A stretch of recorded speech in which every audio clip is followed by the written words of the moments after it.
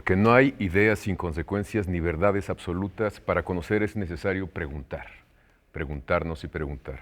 Por eso me da mucho gusto que esté con nosotros la Secretaria de Cultura, Alejandra Frausto, para preguntarle cosas sobre la nueva política cultural que realmente está calando profundo y de una manera a la que no estábamos acostumbrados. Gracias, Alejandra. Te agradezco muchísimo, Javier. Estoy feliz de estar en este espacio.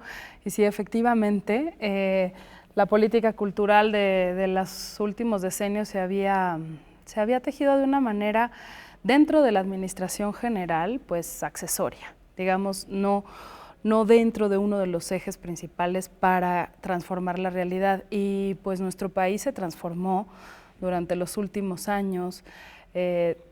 Representaron muchos problemas para parte de la sociedad, las decisiones que se tomaron anteriormente, se desató la violencia en un ambiente profundo de desigualdad, y ante esa inequidad pues surgen problemas sociales que todos conocemos. Entonces la cultura había estado al margen de esa realidad, había estado expectando desde un territorio consagrado de buena manera a la oferta cultural que está debidamente representada, que sucede en esta época sin duda alguna, pero había que bajar a la tierra y había que entrar a aquellas fisuras que nos duelen como país, aquellos espacios en donde encontramos enorme riqueza cultural, y había que simplemente darle la posibilidad de que tuviera cauce para su desarrollo. Bueno, yo creo que estamos convencidos de que la cultura es el mejor antídoto contra la barbarie y la mejor manera de generar riqueza social y riqueza económica también. Absolutamente. No existe una comunidad sin creadores, sin cultura, pero aquellas zonas en donde normalmente encontramos mayor marginación o pobreza, ocurre un binomio que es vergonzante, que son aquellas zonas donde mayor riqueza cultural hay, donde mayor bagaje cultural hay, porque son las zonas indígenas. Claro. Ahí hay lengua, hay representaciones culturales diversas. Entonces la cultura puede armar un proyecto con estas comunidades desde lo que sí son y no desde lo que no tienen. Esta es una manera no paternalista, distinta, claro, no, sino el reconocimiento de la riqueza cultural que existe en cada lugar.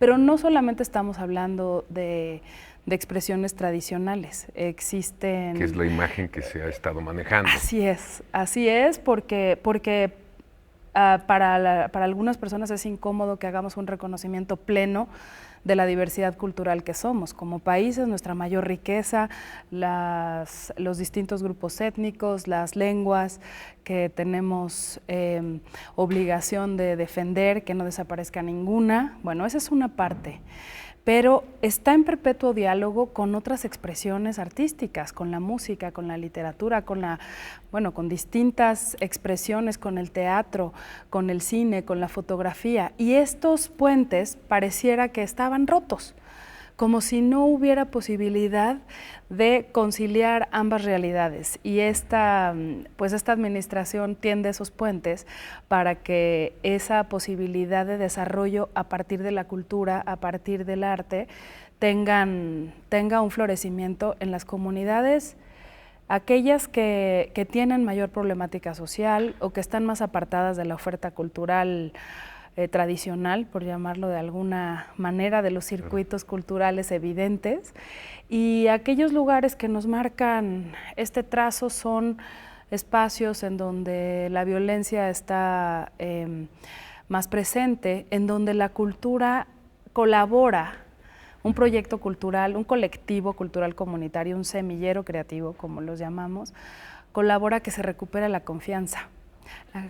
Y se reteje el tejido. Bueno, el tejido social que se había fragmentado en algún momento se puede volver a tejer. Así es, porque se fragmenta por miedo, se fragmenta por desconfianza, se fragmenta por la división que se va generando en una sociedad, se repliega la gente a sus casas. Y entonces cuando tienes la posibilidad no solo de ser audiencia o público, sino de tomar en tus manos una disciplina artística para desarrollarte. En el caso de niños y jóvenes en situaciones de riesgo o en situaciones en donde no hay otras alternativas en sus comunidades, eso les abre ventanas que son eternas. Ellos aprenden a trabajar en comunidad, aprenden disciplina, aprenden a escuchar a otros, aprenden que el trabajo colectivo los va a hacer mejores ciudadanos, aprenden a cuestionar la realidad, porque lo que te ayuda justamente el arte es a cuestionarlo todo, ¿no? A decir, a transformar profundamente su realidad, su forma de entender y de soñar la vida y el futuro. Entonces, estamos ya en 311 municipios. Nunca antes la Secretaría de Cultura había tenido un trabajo a tierra tan profundo. En estos 311 municipios, ¿qué sucede? ¿Qué sucede? Primero, escuchamos. Una política pública que parte de escuchar no se equivoca, en donde tiene la posibilidad de reconocer aquellas necesidades principales de las propias comunidades. Entonces no hay un modelo que se pone a todos, sino cada comunidad va demandando su modelo. Hay fórmulas, digamos, hay principios de trabajo, pero cada comunidad va marcando sus intereses y de qué depende el desarrollo de los proyectos comunitarios, sobre todo de aquellos creadores, artistas, maestros y promotores culturales que existan en la propia comunidad. Eso marca una pauta muy clara, porque hay comunidades que de manera muy evidente en el primer espacio de reconocimiento que se llama Milpa Cultural, en donde todos participan, en donde hay una oferta artística, pero además hay una escucha y un diagnóstico participativo, la gente te dice, pues es que aquí lo que me importa es que se está perdiendo tal tradición, pero aquí los cronistas y los escritores tienen un papel muy importante y queremos tener una manera de recuperar esa memoria y de tener un trabajo editorial al respecto. O en el caso de la música, somos un pueblo musical clarísimo. Por ejemplo, estamos en los 18 municipios de Tierra Caliente, en donde la música pues es un hilo conductor en toda esa zona, tanto de Michoacán como de Guerrero y de los demás estados que la conforman. Y ahí cómo una actividad artística cotidiana se puede convertir en una comunitaria más grande. Si tú tienes, por ejemplo, en Tierra Caliente la tradición de arpa grande, que es un cuarteto, pues haces un ensamble de 100 niños o de 90 niños. O sea, está potenciando lo que la gente genera. Lo que existe, porque aparte ahí están los maestros. Y eso ya hace comunidad a nivel nacional y se conforma en un sistema para empezar a saber quiénes sí van a tener talento para dedicarse al arte, que van a tener la posibilidad de ser detectados como talento y tener un siguiente escalón en una formación profesional, y quienes finalmente tienen la posibilidad de hacer comunidad a partir de ello y ya conocieron otra realidad. En este momento estamos trabajando con 9.500 niños de entre 8 y 18 años en aquellas zonas en donde más se requería atención. Estos semilleros creativos funcionan de lunes a viernes 3 horas al día. Entonces en la tarde, después de que fueron a la escuela los niños, entran a una formación mucho más profunda, entran a una formación diferente y las familias se involucran. O sea, estamos hablando de 9.500 familias. Este es el inicio, pero este es un programa prioritario para nosotros que crecerá. Este año terminaremos impactando 720 municipios del país y pues en la administración nuestro objetivo es llegar a los 2.500 municipios de México. Un plan muy ambicioso. Así es. Tenemos que ir a un corte y regresamos contigo. Sí, gracias.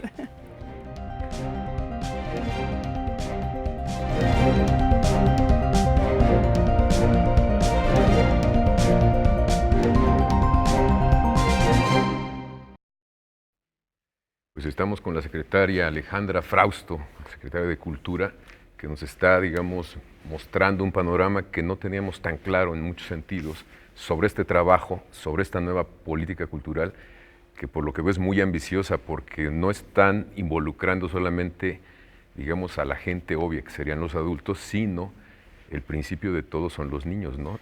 Y son los que pueden tener más empuje, según yo. Así es, los niños y los jóvenes se congregan rápidamente, cuando uno presenta un proyecto digno, se incorporan inmediatamente niños, jóvenes, pero adultos también. Sí. Y los padres de familia, los abuelos, se integran inmediatamente, y cómo esto también es una posibilidad extraordinaria para los creadores del país, porque estos puentes que normalmente no existían, no solamente estamos hablando de los creadores locales, sino aquellos, por ejemplo, el Sistema Nacional de Creadores, que ha sido muy activo y participativo en este tema. Aprovecho para subrayar que creció el apoyo en el tema de apoyos a la creación, de estímulos a la creación del FONCA. Pero hay una invitación permanente a aquellos creadores que tienen esta posibilidad, que tienen este beneficio, que son creadores reconocidos a nivel nacional, internacional, a que crucen este puente y sean parte de estas comunidades creativas. Toquen tierra, digamos, también. Sí, y eso enriquece también de ida y vuelta el proceso creativo. O sea, por ejemplo, colectivos de fotografía que saben ahora, en muchas ocasiones en estas zonas de violencia, pues quién era el héroe del pueblo, pues allá como le dicen en el norte, pues el más buchón, ¿no? Así el que parece más bravo.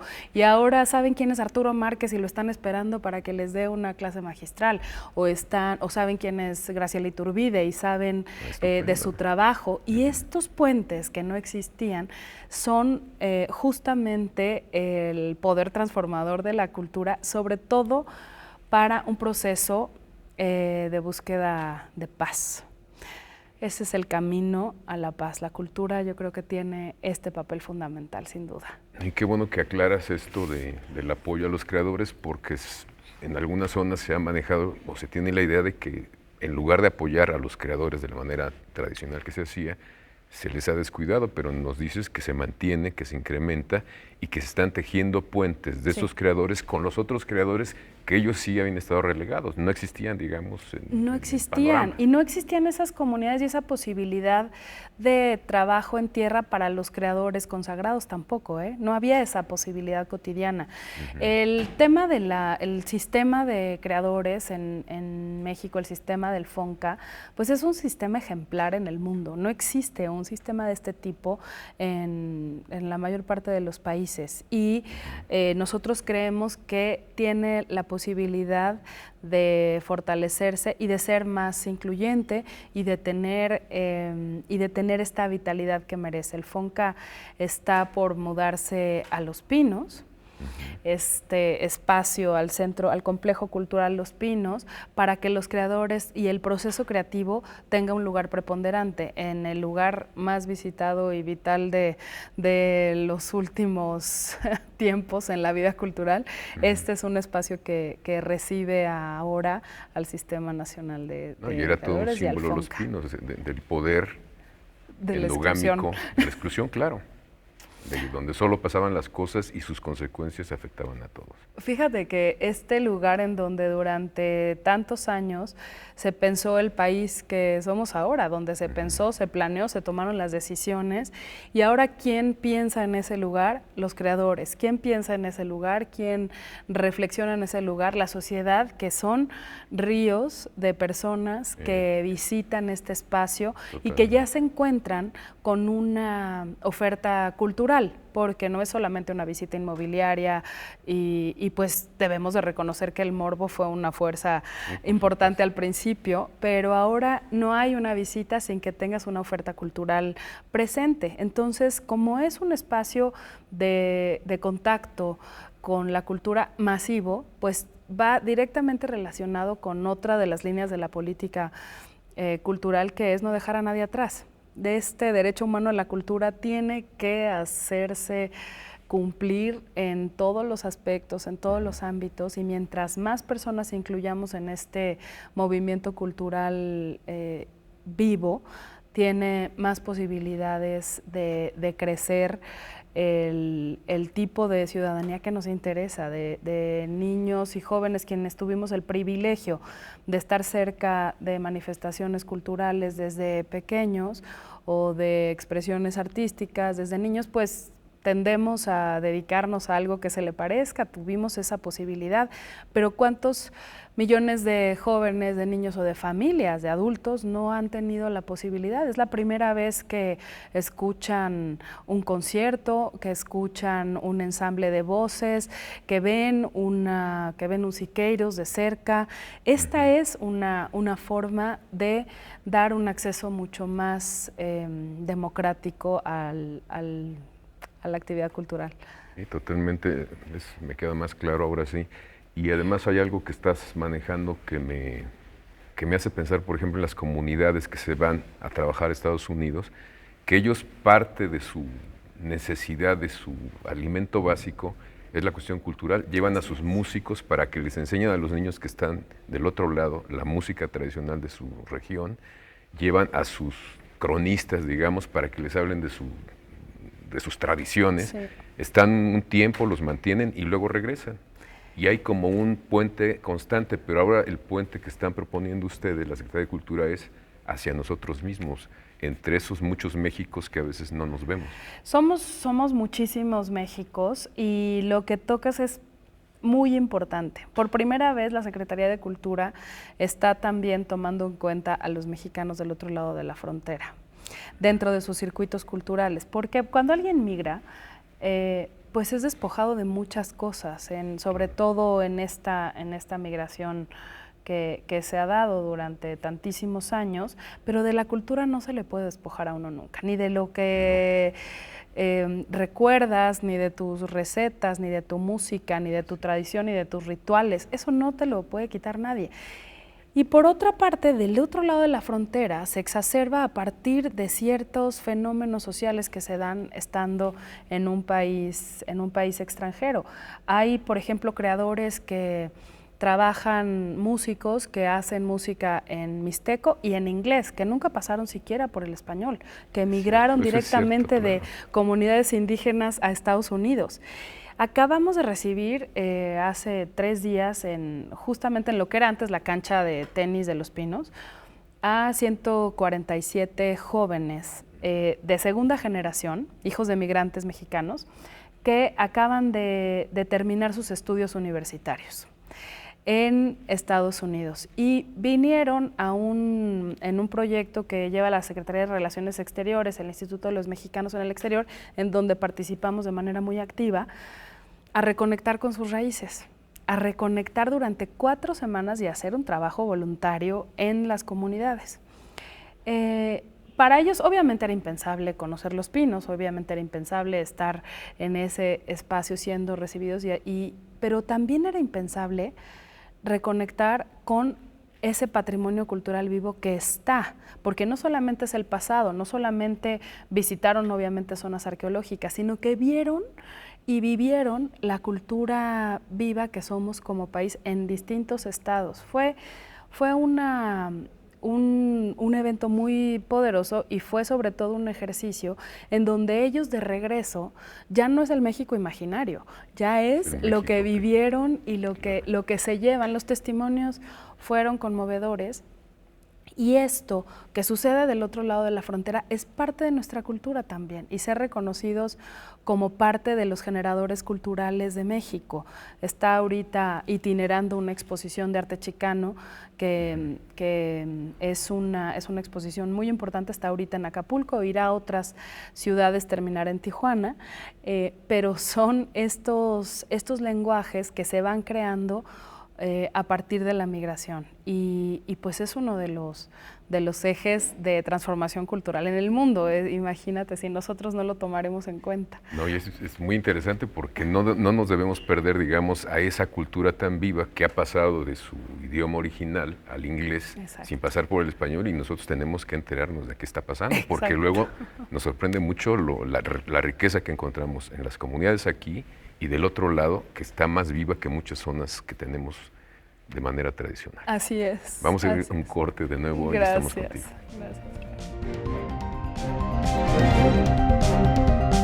Gracias.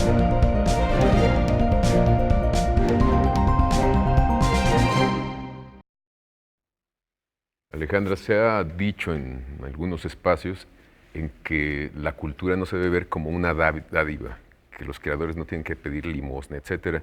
Pero me da la impresión que no hemos dimensionado, no hemos visto el panorama completo con todo lo que nos estás diciendo. La impresión, estoy seguro que es otra. Pues totalmente. Yo creo que un movimiento cultural poderoso como el que tiene nuestro país debe de contar con todas las herramientas que existan. Por ejemplo, en el cine. Somos ejemplo mundial de creación cinematográfica y la política pública de México es apoyar al cine, seguirlo apoyando, no hay ni un peso menos al cine, lo reitero, y fortalecer los canales de exhibición y de distribución, porque también eso estaba excluido de la vida cotidiana de muchas comunidades. Apoyar, ¿no? la producción. Exacto. Pero necesitas llegar a alguien. ¿Quién lo ve? ¿Dónde están las audiencias? ¿no? Si nosotros ponemos al centro de nuestra política a la persona, la calidad de vida de la persona y lo que le representa en su vida cotidiana la cultura, así vamos tomando ciertas decisiones. Te pongo otro ejemplo, en lo que tiene que ver con infraestructura cultural. Había proyectos importantes de apoyo a nueva construcción de infraestructura cultural. Durante años se construyó y se construyó y se construyó casas de cultura, museos. No quiero decir que no vale la pena, pero en muchas ocasiones, en la mayoría, no se tenía después recurso para la operación. Se construía y se abandonaba. Entonces, en estos diagnósticos de tierra vemos una cantidad de infraestructura cultural ociosa, que no tiene ni para un foco o para un maestro o para condiciones dignas para recibir una exposición o recibir una obra de teatro. Y una de las acciones, que es redistribuir esta riqueza cultural que se genera en las distintas regiones del país, que se conozca, pues veíamos que la infraestructura no estaba lista. Entonces, los apoyos a la infraestructura cultural incluyen ahora la posibilidad de darle vida, de darle acondicionamiento para poder recibir más posibilidades. Y la persona también son los artistas locales, los artistas nacionales que requieren momento, espacio de exhibición, ser contratados para poderse presentar en un lugar. Y estos esfuerzos en donde finalmente la vida cultural está compuesta por estas, a veces festivales, a veces infraestructura cultural que se tenía abandonada, teatros, casas de cultura, en donde realmente nunca había dinero para programación, para mantenimiento, para que la gente tuviera una posibilidad de acercamiento a la cultura, que es la función social de la infraestructura cultural, sino para qué la construyes. Entonces, creo que todo el recurso que se le dedica a cultura es una inversión para la construcción de un país, para la construcción de una sociedad, para la posibilidad de desarrollo y sobre todo de transformación profunda de una realidad. Y ahí es a donde hemos estado fortaleciendo tanto presupuestos como políticas y ser muy responsables en el gasto para que tengamos posibilidad de hacer país a través de la cultura. Fíjate, con todo lo que nos estás comentando, nos estás compartiendo, hubo recortes en el gasto de la cultura, pero lo que hicieron fue potenciar, utilizar esas zonas que estaban descuidadas, que finalmente costaron mucho dinero también, esa infraestructura, pero no se usó. Lo que están haciendo ahora es aprovechar esos espacios para darles vida, para darles utilidad y hacer un mejor puente con las comunidades. El presupuesto del año anterior al de este año, el de este año es incluso un poco más grande, pero sobre todo el gasto responsable se va a lo sustantivo, porque el gasto operativo de la Secretaría de Cultura era muy, muy grande, en cosas que no representan un beneficio cultural, que no representan una actividad sustantiva, que no representan programación artística, y ahí es donde se hacen las transformaciones, ahí es donde se hacen los cambios. Fue uno de los compromisos que hicimos, hacer un gasto responsable, disminuir burocracia. Ese es todavía una cuenta que estamos logrando que se salde porque la inercia de la burocracia es tremenda y a veces innecesaria. Creo que la desconfianza nos salió carísima a este país. O sea, todos estos procesos que se tuvieron que diseñar para evitar corrupción y que a la fin pues se le dieron muchas vueltas por muchas partes y ahora hay que estar de frente. Mientras más eficaz sea una institución, pues ese es un signo de transparencia y de no corrupción. Entonces eso es parte también de lo que se está trabajando internamente en esta institución tan importante y tan grande. Pero es todo un reto, ¿eh? Sí. No es fácil enfrentarlo, pero lo están haciendo. Pero es más fácil no hacerlo. Entonces, bueno, dejar que todo siga igual. Sí, y uno no puede tener conciencia de una situación así y no hacer nada. Entonces, cada una de las áreas de trabajo están conscientes de esto, conscientes de cómo facilitar a la sociedad, a la comunidad cultural, los procesos, que sean menos engorrosos, que cuidando absolutamente la transparencia y la no corrupción, que es uno de los pilares de este gobierno, podemos dar resultados más claros y más eficaces. Son vueltas de tuerca muy grandes y muy profundas que en la administración pública no se habían dado, pero estamos viviendo un cambio muy profundo de país, no podemos quedarnos al margen de ello y creo que esto se va a ir percibiendo poco a poco en el tiempo también. ¿Por qué no nos compartes un par de proyectos que pienses lanzar en los próximos meses? Pues cómo no, claro que sí. Hay uno que tiene que ver con la defensa y la posibilidad de crear un sistema integral para los derechos colectivos de las comunidades. Que es todo un tema muy complicado, pero qué bueno que ya le entraron ahí. Muy complejo. Habíamos visto estos ejemplos de apropiación cultural en los años, pero la verdad es que no se había hecho nada. Y el poner un alto a ello y decir, estamos conscientes de lo que está pasando, ¿qué quieren las comunidades? Hemos recorrido estas comunidades, hemos platicado con los creadores tradicionales, que como otros diseñadores son diseñadores, que como otros creadores son creadores también. Entonces, lo que estamos construyendo y vamos a presentar en septiembre es un sistema integral de salvaguarda de estos derechos colectivos para que sean parte también de una posibilidad, en el caso de que las comunidades lo quieran, de desarrollo económico, de tener relación con las marcas que quieran en el mundo. Nos han demostrado las marcas que hay interés, que el mercado internacional está abierto. Claro. Entonces, no nos vamos a cerrar la puerta, por el contrario. Por ejemplo, esta blusa istmeña, platicando con las creadoras, los creadores, las mushes, dicen, bueno, nosotros queremos ser parte de ese reconocimiento. Primero ser reconocidos y después, pues claro que quiero colaborar. Entonces, este es un sistema en donde hay varias instituciones del gobierno involucradas, el INPI, el Senado, desde luego, de la República en otro poder, la Secretaría de Economía, la Secretaría de Relaciones Exteriores, Antropología, todo lo que somos como un complejo institucional, dar frente y posibilidad a las comunidades para que tengan ellas esta potestad y la posibilidad de crecer hasta donde ellos quieran, porque hay elementos de las propias culturas que son propios y que no quieren ni ser, y que son rituales y que no quiero tienen, que hagan camisetas sí, no quiero que comercialicen mi ritual que representa algo sagrado en mi comunidad.